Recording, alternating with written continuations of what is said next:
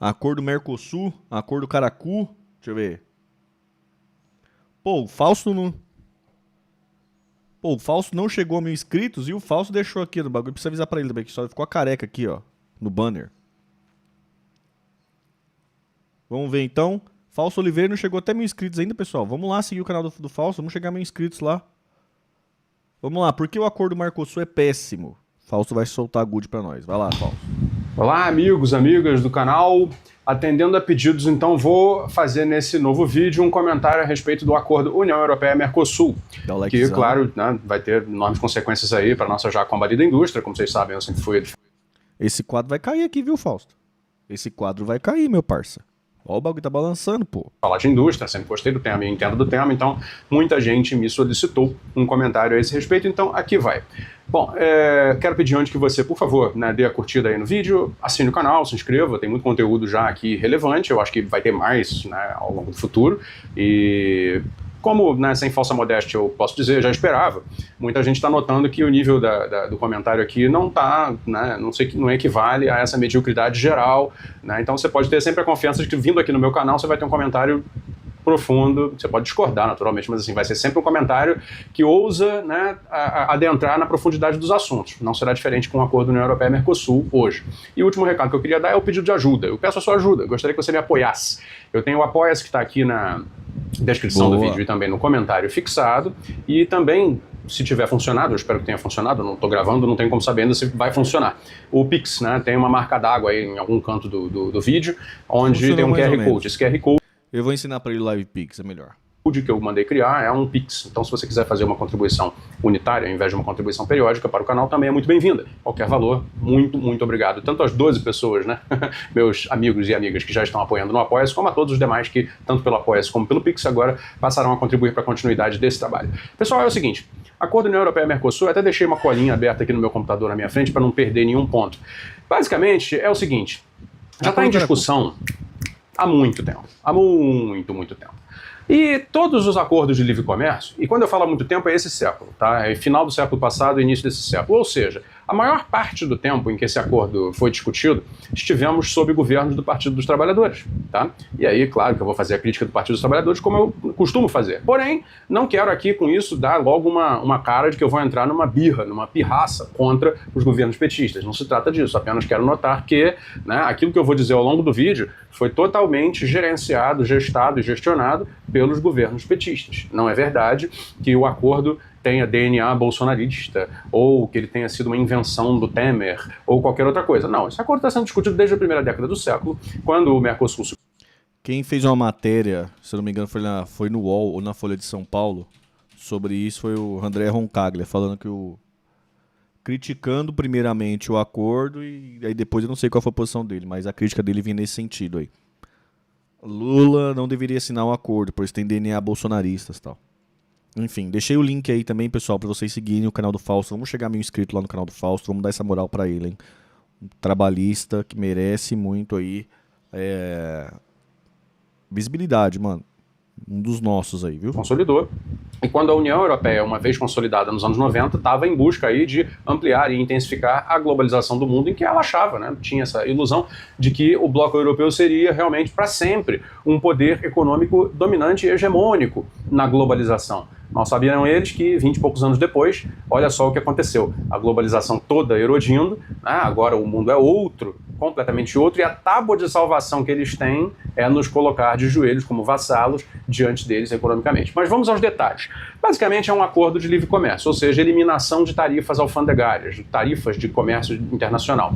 Vocês sabem já que o mundo hoje está num momento de guerra tarifária, né? O novo mundo não é um mundo de livre comércio, é um mundo ao contrário, de comércio protegido, de comércio controlado e administrado de acordo com os interesses dos estados nacionais.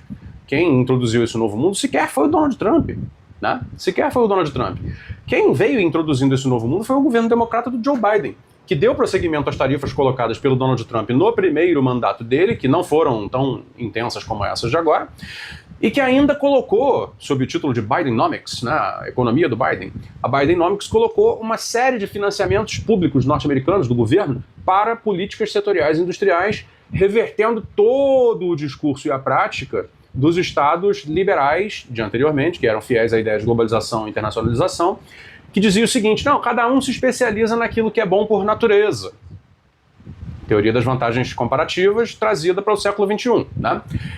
Essa era a regra, esse era o princípio, né, o mote organizador das economias no mundo, que foi algo que foi comprado assim de uma maneira vergonhosamente acrítica pelos governos do PT ao longo do século XXI. Vamos nos especializar naquilo que somos naturalmente bons, ou seja, voltar para o paradigma de um Brasil produtor de bens agrícolas e minerais. E não deu outra. Foi o que foi feito. Tá? Claro, você pode argumentar, certamente vai vir alguém aqui jogar na minha cara dizendo que eu estou errado, porque foi feito um programinha aqui ou ali da indústria do BNDES. Foi feito um programinha aqui. Fausto mandou R$5. Obrigado. Bora apoiar o trabalho do Fausto, pessoal. Bora, galera. Bora. Essa é a principal razão, tá, também que eu tô querendo fazer não, né? Vamos começar semana que vem já a sair o podcast Tabir Convida, que é para poder convidar essas caras, cara, perto da gente, perto de trabalhista, tem muito trabalhista, muito trabalhista, intelectual fera, caras com visões extremamente arrojadas, progressistas, com ideias muito boas pro Brasil, que simplesmente não tem espaço, aqueles que não são cínicos, tá? Aqueles que não são cínicos, não se renderam ao cinismo, vocês sabem o cinismo que eu tô falando, né? Ficar relativizando mazela de governante que está 30 anos no poder, 20 anos no poder, né? Aqueles que não estão compactuados com isso, acaba sendo excluído pela galera tal, fica sem espaço para poder colocar essas ideias para frente, entendeu?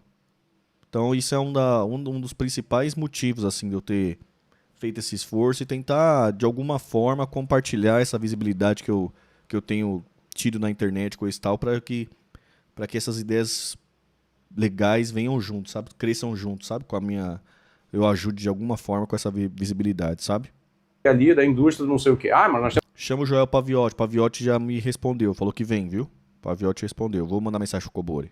Temos um programinha hoje para a indústria. Todos eles ineficazes por duas razões principais. Uma, muito pouco dinheiro. Você não faz política industrial, política de desenvolvimento produtivo com pouco dinheiro público, tem que botar muito dinheiro público. O Brasil jamais teve a ousadia de romper com as âncoras fiscais, as amarras fiscais. O governo do PT jamais teve essa coragem, ouviram? Nunca teve a coragem de romper com as amarras fiscais para poder, aí sim, fazer políticas de desenvolvimento produtivo. E segundo, né, não tiveram nem a coragem, nem a inteligência política e econômica de modificar a estrutura da base produtiva brasileira, favorecendo um ambiente de produção. Ao contrário, favoreceram um ambiente de rentismo, onde o capital privado olha para a atividade produtiva e diz: bom, se eu entrar na atividade produtiva, eu lucro no máximo 10%. Mas isso se não der problema, né? Claro, se tiver demanda tiver alta, se tiver mercado de exportação e tudo mais, que não é a realidade quase nunca. Né? Então você já sabe que o cara vai olhar para aquilo e vai dizer: a atividade produtiva vai me dar aí, na realidade, 5, 6, 7% por ano de retorno do investimento. Tá? Considerando naturalmente as estruturas que eles não mudaram, taxa de juros, taxa de câmbio, falta de investimento público, pouca infraestrutura, considerando tudo isso. E por outro lado, a atividade improdutiva do rentismo, ou seja, as especulações financeiras, ao longo de todos os governos petistas e não petistas nesse século, foram mantidos com rendimentos altíssimos, e aí especificamente em função da taxa de juros, que sempre foi mantida alta, com a irônica exceção, para não dizer coisa pior, dos tempos do governo Bolsonaro. Durmam com essa. Foi o único momento em que a taxa de juros na história recente do Brasil baixou para níveis civilizados. Não estou fazendo a defesa do governo Bolsonaro, estou apenas dizendo a verdade. Durmam com a verdade. Ela é incômoda, é um colchão duro para você dormir, mas vai ter que dormir com a verdade, porque ela é o que ela é.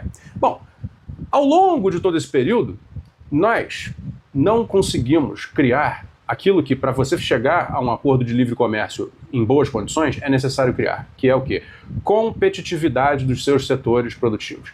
Os Estados Unidos viu que estava perdendo competitividade e correu atrás. A Europa viu que estava perdendo competitividade, tendo as empresas compradas pela China, correu atrás da maneira como consegue, muito menos eficaz que os Estados Unidos, mas correu atrás.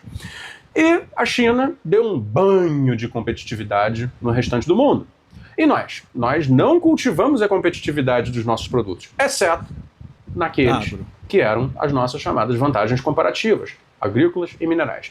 Parêntese para dizer o seguinte: a competitividade agrícola e mineral brasileira não é fruto talvez não seja apenas, mas na minha opinião não é sequer apenas, não é fruto de vantagem comparativa. Não tem nada que diga que o Brasil está destinado a ser apenas um produtor ou que destinado a ter qualidade apenas na produção de bens agrícolas, pecuários e minerais. Nada.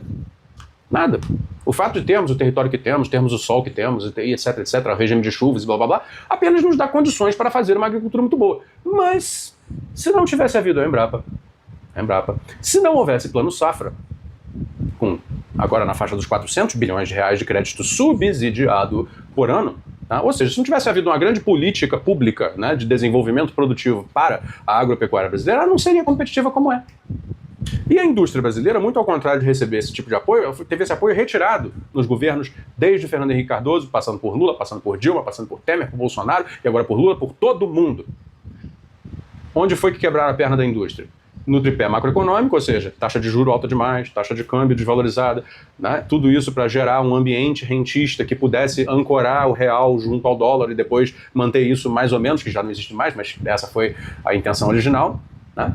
E também pela absoluta ineficácia das políticas governamentais de atacar os outros problemas. Custo do trabalho, custo da infraestrutura, o chamado custo Brasil, né, que os industriais sérios calculam em 30% acima da média de custos equivalentes a produtos internacionais. Então, se o cara faz, por exemplo, uma usina de micropavimento no Brasil, isso existe e é feito no Brasil, tá? Mas 2, 3 empresas fazem no Brasil.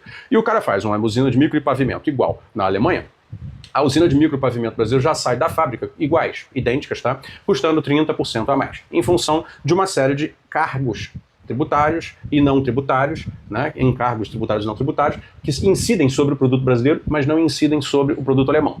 Este é o diferencial de competitividade que vai dar para a União Europeia, agora que as tarifas serão zeradas, a condição de inundar o mercado brasileiro. Eu tenho pena dos caras que sobraram na Argentina, porque esses, então, estão absolutamente ferrados e mortos, né? O mercado do Brasil, da Argentina, do Uruguai e do Paraguai, com os seus produtos feitos de maneira mais competitiva, em moeda forte, com juros subsidiados dos seus países, com políticas de inovação tecnológica fundadas nas universidades e centros de pesquisa dos governos dos seus países, com crédito para exportação dado pelos governos dos seus países e da própria União Europeia, e, portanto, e, lógico, né, com aquela infraestrutura de primeira, com aquele custo do trabalho de primeira, etc, etc, etc. Tudo isso vai chegar aqui e vai arrasar com o que restou de indústria brasileira. Podem escrever o que eu estou dizendo. Isso não vai acontecer em um dia nem dois, não vai acontecer em um ano, mas vai acontecer em 4, 5 anos.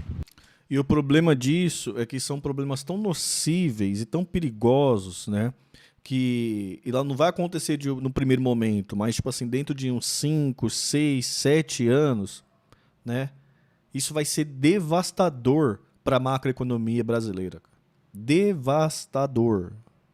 Né? Porque depois que você destrói todo um parque industrial, depois que você acaba com toda a competitividade de produtos com valor agregado dentro de uma nação, para você reconstruir isso, é reconstruir essas cadeias, né? Porque não são só uma firma, né? É uma cadeia produtiva. Uma indústria que fornece algum tipo de produto, ele fornece para várias outras empresas, que essas empresas fornecem para outras. É um elo, é uma cadeia, né? É uma corrente. Então, a partir do momento que você vai destruindo tudo, você está destruindo todos os elos dessa corrente. Isso é muito, muito, mas muito nocivo. Vide o problema que até os norte-americanos estão passando, quando eles deixaram essa indústria dele ser um pouco destruída, deixando alguns parques de fabricação irem principalmente para a Ásia, né? Isso, ao longo do tempo, dentro de 5 a 10 anos no Brasil, vai ser uma coisa, um veneno na sopa, sabe? Uma coisa devastadora, cara. É evidente. É evidente. Aí daqui a 4, 5 anos vai todo mundo falar, mas a Romanelli lá no Paraná continua existindo. Sim, ela continuará existindo como PJ. Mas ela vai se tornar progressivamente uma maquiladora, ou seja, apenas uma montadora, uma organizadora de peças trazidas de fora, provavelmente todas da União Europeia, com pouquíssimos processos produtivos internalizados, nada verticalizado, ou seja, apenas realmente uma compradora de partes e peças, né, e montadora final, para que a empresa continue existindo. Só que isso leva a muito menos empregos, empregos de muito mais baixa remuneração e, naturalmente, uma tendência à marginalização comercial. Porque o cliente olha para isso e diz, bom, mas para que então, né? Para que comprar dessa empresa brasileira que está aí montando? Nem sei se esse cara está montando direito e tal, tem uma tradição de fabricante, mas, né? E aí? Essa tradição terá sido perdida em função da não fabricação internalizada de várias e várias partes do produto final, e isso conta, lógico, também para toda a imensa linha de produtos que eles têm, não apenas nessa empresa, mas em várias outras, né? E as linhas de produto vão ser diminuídas, vão ser enxugadas, e a fabricação desses produtos até o final contará com muito menos etapas. Ou seja, é perda de etapas dentro da empresa, né? Perda de tecido produtivo interno e perda de tecido produtivo externo. Uma vez que, se eles hoje, para fabricarem aquilo que fabricam, necessitam de produtos e uma parte desses produtos são comprados de fornecedores nacionais, né? Quando vierem os componentes e peças todos prontos da Europa, com tarifa zero, ou mesmo vier o próprio produto final pronto com tarifa zero, o que fica para o cara que é fornecedor hoje dessas indústrias no país? Nada. Então o que vai acontecer com ele? Ele vai fechar a empresa e demitir os trabalhadores e acabar com as zonas de progresso econômico, etc, etc, que os determinados territórios brasileiros, principalmente no centro-sul do país, ainda mantêm. Então é um acordo empobrecedor.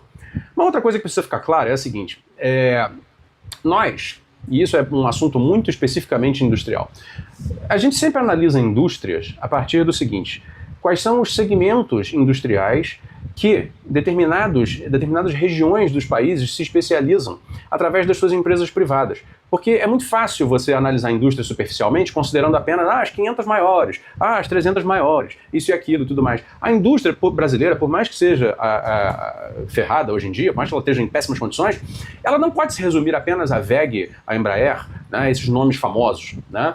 Existe ainda, né, apesar de tudo, um ecossistema que na Alemanha, por exemplo, que também é assim, a indústria alemã não é só Siemens, né, Volkswagen, etc. A indústria alemã, o coração dela é uma série daquilo que eles chamam de Mittelstand, né, empresas de porte médio, e essa é a característica da industrialização ocidental desde sempre. E esse fato é absolutamente ignorado na hora em que se discutem descalabros como o acordo de livre comércio com a União Europeia, justo nesse momento em que o mundo está saindo do livre comércio, né? Então o que é a caracterização industrial? E o mundo, assim, uma coisa para somar também, né? O mundo, os países desenvolvidos nunca entraram nesse negócio de livre comércio, na verdade, né? Era muito mais uma dinâmica de, tipo assim, livre comércio para você e protecionismo para mim, né? É o famoso acordo Caracu, né?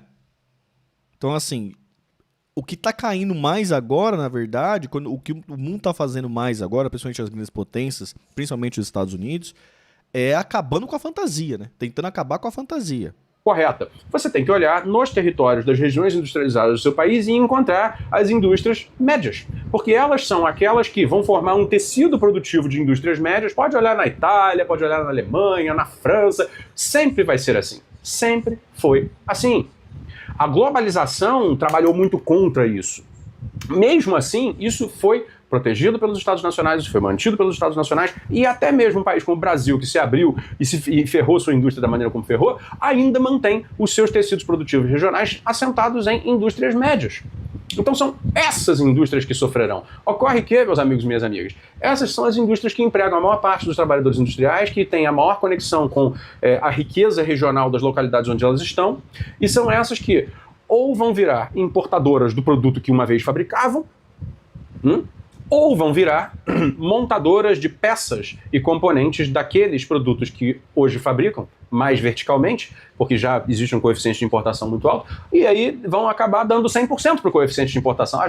Muito importante isso que ele está falando. Vou pegar algum exemplo aqui, sabe? Aqui eu moro no ABC Paulista, né? O ABC Paulista foi conhecido tradicionalmente por ter vindo as montadoras, né? Então aqui ainda tem a Volkswagen, aqui tinha a Ford, aqui tinha a GM...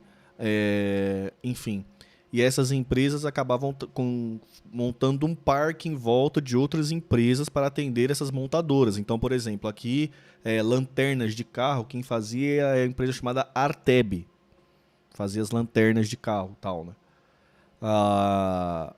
Agora isso que o Fausto falou, né? Tipo, agora essa Arteb, ou ela vai virar uma montadora, né? Comprar tudo para ficar só montando aqui a lanterna e vender, ou então vai comprar já a lanterna pronta e já era, né? E todos aqueles empregos industriais, coisas do tipo, e aí essas empresas demandando maquinário, que é por outras empresas médias. Então todo esse tecido de indústria que está falando, né? Que vai desencadeando esse tecido, essa trama no tecido industrial de empresas médias, ela tende a acabar por causa de não assimetria, né? competitiva. A gente importa então tudo, porque tudo tarifa zero, é tudo de qualidade alemã, qualidade francesa, etc, etc. Vai chegar tudo aqui e os caras simplesmente vão pegar, botar alguém lá pra, tipo, dar uma maquinada e acabou. Bota pra vender. Agora me digam, no longo prazo, isso é sustentável? Não, claro que não. Provavelmente até mesmo estas maquilas fecharão. Elas não têm por que continuar existindo, uma vez que a União Europeia tem aí sim a competitividade ainda tem, né, a competitividade para produzir o produto final e chegar aqui com o produto final na tarifa zero e inundar o mercado nacional com o produto importado. Aí veja, as poucas indústrias realmente competitivas que nós temos, essas talvez sobrevivam, única e exclusivamente porque elas têm uma presença internacional muito relevante. Mas são muito poucas e uma andorinha só não faz verão. A WEG talvez sobreviva, porque a WEG não depende nem do mercado doméstico, nem do mercado sul-americano para viver. A WEG tem fábricas na Europa. Então, tal como as montadoras, né, europeias e norte-americanas deverão sobreviver no Brasil fazendo aquilo que fazem, que é basicamente maquila, ou seja, organização final de peças e partes importadas, que serão ainda mais importadas, então os tecidos produtivos associados às cadeias automobilísticas também sofrerão, né? A mesma coisa vai acontecer com as cadeias de máquinas e equipamentos nacionais que têm alguma competitividade, por exemplo, motores e motorredutores e redutores elétricos fabricados pela WEG. Né? Eles não têm por que agora, né, ampliar o tecido produtivo local, seja em Jaraguá do Sul, seja nas suas outras unidades. Não tem por quê, porque simplesmente as fábricas que eles têm na Alemanha, as fábricas que eles têm na Europa, que não é nenhuma só, a fábrica que eles têm na China, por exemplo, são mais competitivas para trazer para cá o produto para eles maquilarem para atender o mercado interno. Ou seja, mesmo para empresas como WEG, que é uma grande multinacional brasileira, o Brasil, o país, se tornará apenas um mercado de destino final onde ela se comportará muito mais como uma distribuidora do produto dela própria feito fora. É disso que nós estamos falando. É um descalabro, Acordos de livre comércio para valer numa situação como a do Brasil. Tamir, acho que a visão do Fausto é ultrapassada. A visão de que maquiladoras são melhores que nada é equivocada. E um paralelo entre São Paulo e Santa Catarina é uma demonstração disso. Mas quem falou que maquiladoras são melhores que nada? Não entendi isso não, Marco. Você ouviu ele falando isso? Ele tá reclamando disso, né? Que vai virar maquiladora, né? Ele tá reclamando disso, né? Vai perder uma indústria e o tecido industrial para virar maquiladora. É isso que ele tá falando, né? Só se o Brasil tivesse, não uma, duas, mas muitas grandes empresas industriais altamente competitivas. E nós não temos. E não temos porque o nosso Estado Nacional optou por não fazer isso. Ele foi uma escolha. Né? Ao longo do tempo em que o Brasil escolher ter grandes empresas competitivas, nós tivemos de alto valor agregado. Tá aí toda Vilares, as antigas, né? Vilares, as grandes empresas do passado. E não temos mais. Então hoje, essas empresas de porte médio industriais, que, né, ainda estão aí produzindo coisas, etc., por exemplo, nós temos empresas de equipamentos médico-hospitalares. Né? Mais de uma. Essas, esquece, não terão nenhuma vantagem com o acordo União Europeia-Mercosul. O que não significa que a empresa vai necessariamente morrer, que o CNPJ terá que ser cancelado, fechado, etc. Não. Significa necessariamente o seguinte, que ela vai ter muito menos atividade produtiva dentro do país, significa que ela vai ter, portanto, muito menos emprego oferecido e que ela vai gerar menos efeitos de repercussão econômica a partir da sua atividade. Vai demandar menos das cadeias produtivas nacionais. Claro, a demanda está toda transferida a partir de agora para a União Europeia, caso isso aí seja corroborado.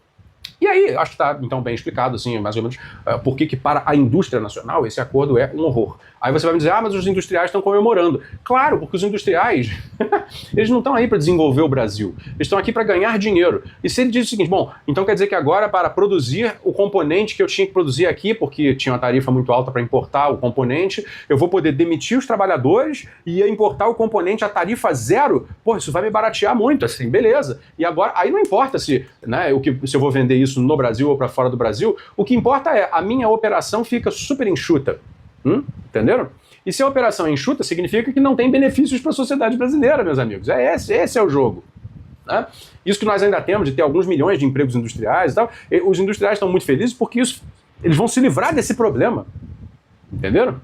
Então a estrutura de custos dele cai mesmo. Então por isso que ele está celebrando. Porque empresário e privado no capitalismo, ou o Estado vem e coloca ele, entendeu, dentro de uma condição em que ele é forçado, tanto pela lei quanto pelos incentivos econômicos ao lucro, né, a produzir localmente, não é o incentivos e punições, né? Sistema produtivo em que a sociedade se beneficia por consequência e a despeito da vontade do empresário, ou ele arranja meios para se beneficiar sozinho. E o governo brasileiro, aliás, mendigando, né, para a assinatura desse acordo, está dando ao empresariado brasileiro que restou a chance dele se beneficiar sozinho. É simples. E vocês vão ver, uma das coisas que vão acontecer é que no final do processo, principalmente quando morrerem os antigos e tal, e as novas gerações tomarem conta, eles simplesmente venderão as empresas. E será tudo marca europeia. E aí vai acontecer a fase final da desnacionalização da indústria brasileira, que já tem, né, décadas, né, um processo de décadas aí de desnacionalização, todo ele em função dessas condições precárias para a produção local que eu enumerei aqui. As condições macroeconômicas e as condições infraestruturais e microeconômicas que têm a ver com o chamado custo Brasil. Entenderam? Então é isso que está acontecendo e é isso que vai continuar acontecendo. Palmas para o governo mais entreguista da história, que consegue transformar um país que tinha uma base industrial e uma promessa de crescimento em uma economia absolutamente periférica, praticamente irrelevante nos mercados de alto valor no mundo. Termino aqui a parte do comentário sobre a economia de alto valor, né, que é a economia industrial de alta tecnologia. Agora vamos falar das supostas vantagens para a nossa economia agropecuária. Vamos lá, aí eu vou usar a minha colinha. Eu vi aqui que nós teremos um sistema de cotas, né? Nós teremos cotas para exportar para a União Europeia os produtos que eles são considerados sensíveis, como carne bovina, frango, arroz, mel, açúcar e etanol, né? Entre outros. Cotas. O que significa o seguinte: se nós começarmos a fazer lá aquilo que os industriais deles farão aqui, o acordo assinado, o papel assinado, a lei que vigirá, né, sobre as relações comerciais entre nós e eles, dirá o seguinte: opa, volta a tarifa. E aí, que beleza. Aí, que maravilha. Gostaram do acordo? Não entenderam? Vou explicar de novo. Se a exportação brasileira, digamos, de carne bovina passar de um determinado limite, em nome da defesa do pecuarista europeu, a União Europeia como um todo retorna a tarifa. E a partir dessa cota, a carne brasileira volta a pagar a tarifa. O mesmo valendo para frango, arroz, mel, açúcar, etanol e outros produtos. E aí, tá bom para vocês? Tá legal? Desse jeito? Caracu. Quer dizer, nós vamos dizimar o nosso parque industrial, nós vamos perder qualquer condição de competir, de ter um tecido produtivo de alta tecnologia e alta produtividade, com melhores remunerações e, portanto, geração de riqueza para a sociedade, né? No médio prazo, vamos perder isso aí, isso vai ser arrasado. E a nossa economia agrícola vai se beneficiar muito disso? Não, porque quando ela começar a crescer as exportações, porque ela tem competitividade para isso, ela é mais competitiva do que a economia agrícola europeia, tem um limite, porque o agricultor europeu não pode sofrer. E aí? Qual é o nome que se dá para um país e um governo, né, que assina isto? Completem a frase. Fiquem à vontade aí nos comentários, descasquem, coloquem o que quiserem colocar. Nós vamos ter um limite de crescimento das nossas exportações agropecuárias. Só que as exportações industriais deles não terão limite. É isso aí. Fora que, quer dizer, exportação de commodity é medida por quantidade, é commodity. Então você pode colocar uma cota e a cota é quantitativa. Mas mesmo que existisse uma cota industrial, ela é facilmente driblável a partir do momento em que a indústria, né, pelos milhares de etapas produtivas, milhares de encadeamentos produtivos e, né, pela presença das multinacionais que fazem o comércio se tornar, na verdade, vendas intra-company, né, como eles chamam, venda da empresa para a mesma empresa em país diferente, tudo isso são formas de driblar as cotas. É uma tristeza. É uma tristeza. Né? Eu não esperava, logicamente, nada de diferente desse governo. Considero inocente e ingênuo quem esperava. E tem uma certa pena das pessoas que, de certa maneira um pouco, né, desinformadas, né, achavam que poderia ser diferente.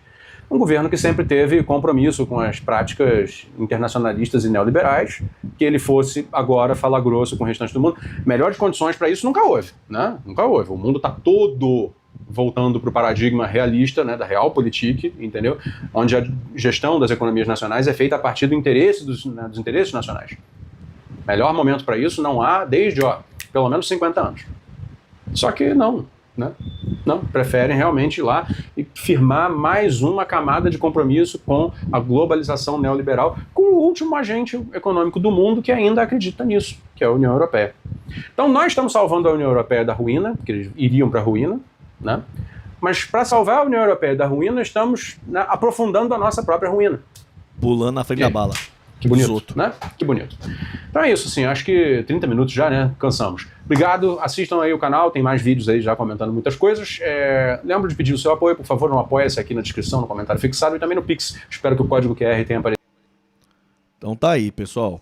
Como é o nome dele? Fausto Oliveira. Vou deixar o link aqui, ele tá com 633 inscritos. Vamos chegar a 1000 lá, pessoal. Bora chegar a 1000 inscritos lá, ó. Fazendo a campanha aí pro Fausto chegar a 1000 inscritos, tá bom? E vou convidar ele também pra vir aqui com um podcast Tamir Convida, tá? Na semana que vem. Beleza? Tá, é uma análise bem legal em relação ao acordo Caracu, Mercosul, União Europeia. Vamos falar bastante sobre esse assunto essa semana e a próxima também, se Deus quiser. Então não se esqueça de curtir o vídeo, se inscrever no canal, afinal de contas é importante. O que mais tá tendo?